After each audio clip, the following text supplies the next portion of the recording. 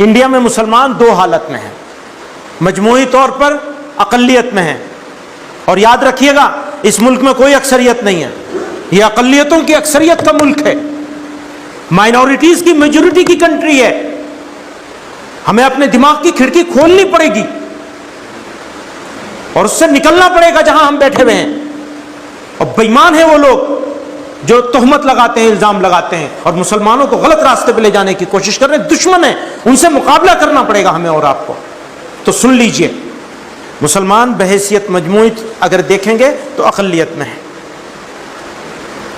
اور مقامی طور پر کہیں اقلیت میں ہے کہیں اکثریت میں ہے، کہیں اقلیت میں ہے کہیں اکثریت میں ہے۔ دیوبند میں اکثریت ہے۔ تو اس طرح سے الگ الگ علاقے ہیں جہاں مسلمان مقامی طور پر اکثریت میں ہیں، اور بہت سارے علاقے ایسے ہیں جہاں مقامی طور پر بھی اقلیت میں ہیں۔ ٹھیک، اگر مسلمان کی تعداد 20 کروڑ مان لی جائے تو مجھے یہ بتائیے کتنے فیصد مسلمان ہیں جو مقامی طور پر اکثریت میں ہیں اور کتنے فیصد ایسے ہیں جو مقامی طور پر اقلیت میں ہیں؟ 12-15% سے زیادہ لوگ ایسے نہیں ہوں گے جو مسلم اکثریتی علاقوں میں رہتے ہوں۔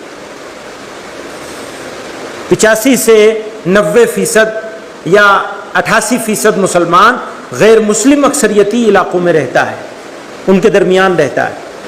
اچھا، اس کو 30% کر لیں، 70-30 کر لیں۔ 30% مسلم میجورٹی، مسلم ڈومینیٹڈ ایریا میں رہنے والا مسلمان، 70% غیر مسلم علاقوں میں، تو 20 کروڑ کا 14 کروڑ غیر مسلموں کے بیچ میں رہتا ہے اور 6 کروڑ مسلمانوں کے بیچ میں رہتا ہے۔ چندہ جمعیتوں کو، جماعتوں کو، مدرسوں کو، اداروں کو، اسکولوں کو چندہ پیسہ کہاں سے ملتا ہے؟ مسلم اکثریتی علاقوں سے۔ افراد کہاں سے ملتے ہیں؟ مسلم اکثریتی علاقوں سے۔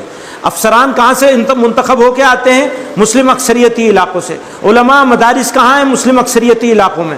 مسلمان کسی کو M L A, M P بننا ہے تو مسلم اکثریتی علاقوں میں۔ جمعیت علماء کو کوئی اجتماع کرنا ہے، جلسہ کرنا ہے، وہاں سے آدمی جمع کر کے بڑی طاقت دکھانی ہے، مسلمانوں کا کوئی مسئلہ منوانے کی کوشش کرنا ہے تو مسلم اکثریتی علاقوں سے۔ سب کچھ مسلمانوں کا، مسلم جماعتوں کا، مسلم شخصیات کا، M P M L A بننے کا یا مسلم پولیٹیکل پارٹی کھڑی کرنے کا، مسلمان اکثریتی علاقوں سے۔ حالانکہ مسلمانوں کی اکثریت 2/3 رہتی ہے غیر مسلم اکثریتی علاقوں میں۔ اگر کوئی جماعت، کوئی جمعیت، کوئی لیڈر، کوئی مولوی، کوئی ملا، کوئی مدرسہ، کوئی آدمی مسلم اکثریتی علاقوں میں رہنے والے لوگوں کی طرف دیکھے اور غیر مسلم اکثریتی علاقوں میں رہنے والے لوگوں کے مسائل کو، پرابلمز کو، ایشوز کو نظر انداز کر کے پالیسی بناتا ہے، ایکشن پلان بناتا ہے، ایکشن لیتا ہے، تو وہ بے ایمان ہے، دھوکے باز ہے۔